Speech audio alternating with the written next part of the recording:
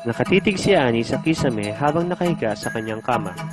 Wala naman siyang nakikita kundi ang puting kulay ng pintura ng kisame at ang walang sinding bumbilya. 8 taong gulang pa lang si Annie na magkaroon siya ng sariling kwarto. Sabi ng mga magulang niya, dapat na masanay na siya na naging isang matulog sa kwarto at lumaki siyang responsable sa pagsasaayos at pagpapanatili ng kalinisan sa kanyang silid. Ngayon ay nasa grade 5 na si Annie. 11 taong gulang na siya. 4 na taon na siya sa kwartong yun. Sa kanyang edad, masinop si Annie sa kanyang gamit. Maayos at malinis ang kanyang kwarto. Walang masyadong gamit o mga laruan. Ang mga damit na pinagliitan at mga laruang hindi na niya ginagamit ay pinamigay na ng kanyang ina sa kanyang mga kamag-anak na nangangailangan ng mga ito. Hindi rin kasi nasanay si Annie sa maraming laruan. Bata pa lang ay itinuro na sa kanya kung paano magtipid at bumili lamang ng kailangan niya. Sa pag-iisa niyang yon sa kanyang kwarto, habang naghihintay sa kanyang ina na namili ng mga gamit sa kusina at pagkain para sa hapunan, humiga na lamang siya at doon nga'y nakita niya ang kisaming puti. Nang bigla siyang napasigaw. Putiki! Putiki! Nay! Tay! At tuluyan na siyang napahiyak sa takot. Bata! Bata! Bakit ka umiiyak? Ang narinig na tanong ni Annie. Nagpalingalinga siya para hanapin kung sino ang nagsalita at nagtanong. Hoy bata! Ako ito! Tingin ka rito sa itaas! Sabi ng butiki sa kisame. Napatingala naman si Annie sa kisame ng kwarto at muli itong napasigaw at napaiyak. Ah! Putiki! Putiki! Nagsasalita! Ah! Bata! Huwag kang matakot! Mabait akong butiki! Ako nga pala si Agama! Ikaw, ano ang pangalan mo? Tanong ng butiki. Tila nahimasmasan, tumigil na sa pagsigaw at pagiyak si Annie. Ani. Ani ang pangalan ko. Sambit niya.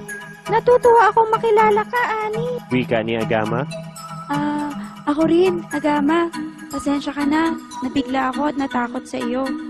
Takot ako sa butiki, lalo na at nagsasalita pa. Sabi ni Annie. Huwag kang mag-alala, hindi kita sasaktan. Napadaan lang ako sa kisame ng kwarto mo para maghanap ng kulisap na makakain. Gutom na ako eh. Paliwanag ni Agama. Hayaan mo, hindi na ako muling papasok dito sa kwarto para hindi ka matakot. Naghahanap ka ng kulisap para kainin? Bakit? Wala ka bang ibang makain sa labas ng bahay? Tanong ni Annie kay Agama. Maraming pwedeng kainin sa labas tulad ng tipaklong, uod, gagamba, bulate at iba pa. Kaya lang, malakas ang ulan sa labas. Pumasok na ako rito sa bahay ninyo, baka sakaling may mga langgam, gagamba at iba pang maliliit na kulisap na maaari makaperwisyo sa inyong mga tao. Ang pahayag ng butiking si Agama. Malaking tulong pala kayo sa amin. Dapat pala ay magpasalamat pa kami sa inyong mga butiki sapagkat malaki ang naitutulong ninyo sa amin upang mawala o mabawasan man lang ang mga peste sa loob ng bahay. Ang masayang sabi ni Annie. Tama ka, Ani.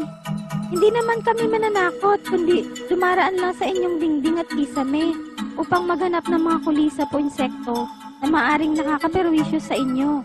Kaya huwag ka nang matakot sa akin, ha? Magkaibigan na tayo, Ani. Sabi ni Agama. Oo ba? Sige, magkaibigan na tayo. Kaya okay lang kung daraan ka sa kisame at dingding ng kwarto ko. Sigurado wala nang langgam o lamok nakakagat sa akin. Salamat, Agama. Kaibigan kang butiki. Ang wika ni Annie. Walang anuman, Ani. Sige, aalis na ako. Wala akong makitang insektong makakain dito sa silid mo. Masinop at malinis ka talaga. Ang paalam na sabi ni Agama. Teka lang, Agama. Teka lang. Ani, anak, gising na. Nandito na kami ng tatay mo. Kakain na tayo ng hapunan. Ang sabi ng kanyang ina habang marahan siyang niyuyugyog upang magising. Nay, tay, nanaginip yata ako. Sambit ni Annie. Halika na anak. Maghahain na ako ng binili kong lutong pagkain. Matrapik kaya gahol na sa oras para magluto pa ako ng hapunan. Di bali bukas, magluluto ako ng ating pagkain. Ang wika ni nanay.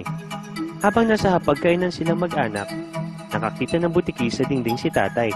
Kinuha ang kanyang tsinelas at akmang hahapasin ang butiki sa dingding ng kusina. Huwag po, itay! Huwag po! Si Agama po yan. Kaibigan ko po siya. Ang pagtutol na sabi ni Ani. Ha? Agama? Kaibigan? Anong sinasabi mo, Ani? Tanong ng kanyang ama. Kasi po, kaibigan natin ang mga butiki. Ang sagot ni Ani.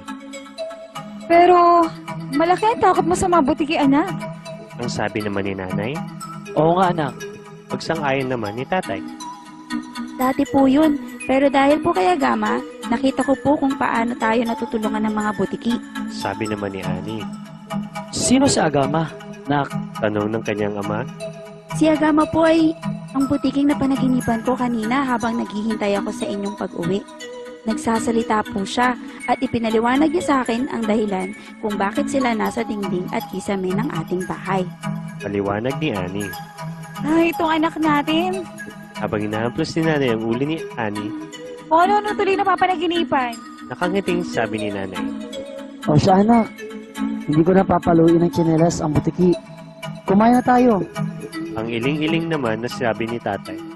Patingin si Ani sa dingding ng kusina at tila umindat sa kanya ang kaibigang butiki na si Agama. Sinuklian naman ito ni Ani ng isang matamis na ngiti.